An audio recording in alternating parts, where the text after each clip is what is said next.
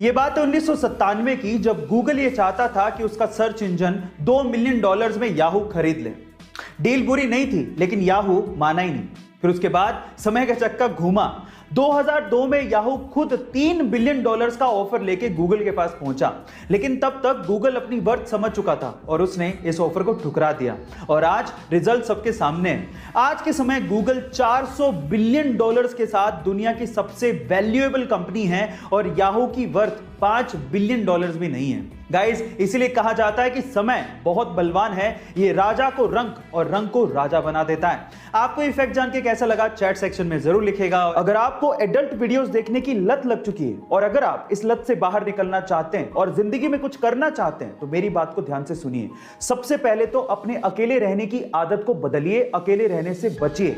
खाली दिमाग शैतान का घर होता है और जब आप अकेले रहते हैं तो ऐसे वीडियोस देखने के विचार ज्यादा आते हैं, इसलिए ज्यादातर समय अपने फैमिली के साथ रहिए। दूसरा, कोई भी रिलीजियस बुक को पढ़िए और हो सके तो पूरे दिन में एक बार कम से कम ऊपर वाले को याद जरूर करिए, जिससे आपको ये विचार नहीं आएंगे। और तीसरा, अपनी जिंदगी में अपने आप को एक लक्ष्य दीजिए और उसे पूरा करने के लिए अपने पूरे एफर्ट लगाइए। जब आप अपने आप को व्यस्त रखेंगे तो ऐसे वीडियोस देखने के विचार आपसे दूर चले जाते जाएंगे। गाइस, आपको ये वीडियो कैसी लगी चैट सेक्शन में जरूर लिखिएगा। गाइस, आप में से बहुत से लोगों का एसबीआई यानी कि स्टेट बैंक ऑफ इंडिया में अकाउंट जरूर होगा या फिर आपने उसके शेयर्स खरीद रखे होंगे, लेकिन क्या आप लोग इस बैंक की हिस्ट्री जानते हैं कि यह बैंक कितना पुराना है? चलिए मैं आपको बताता हूं।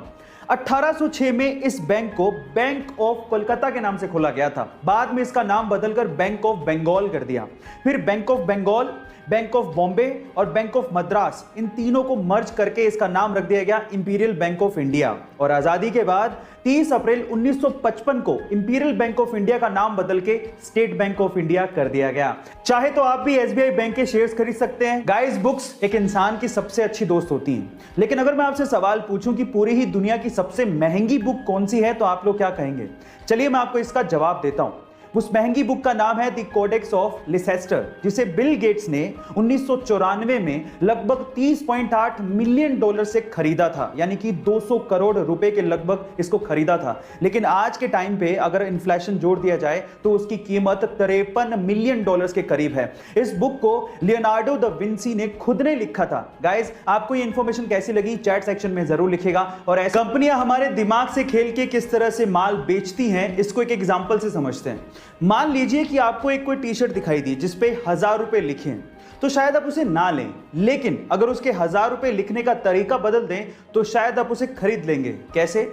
अगर उस टी शर्ट पे 2000 रुपए लिखें और उसे काट कर 50% डिस्काउंट का स्पेशल ऑफर दिखा के फिर उसे 1000 रुपए में बेचेंगे तो शायद आपके खरीदने के चांसेस बढ़ जाएंगे। गाइस, आप इससे कितना इत्तेफाक रखते हैं चैट सेक्शन में जरूर लिखिएगा और ऐसी अमेजिंग वीडियोस के लिए शेयर, सब्सक्राइब एंड लाइक। मिलते हैं अगली वीडियो में।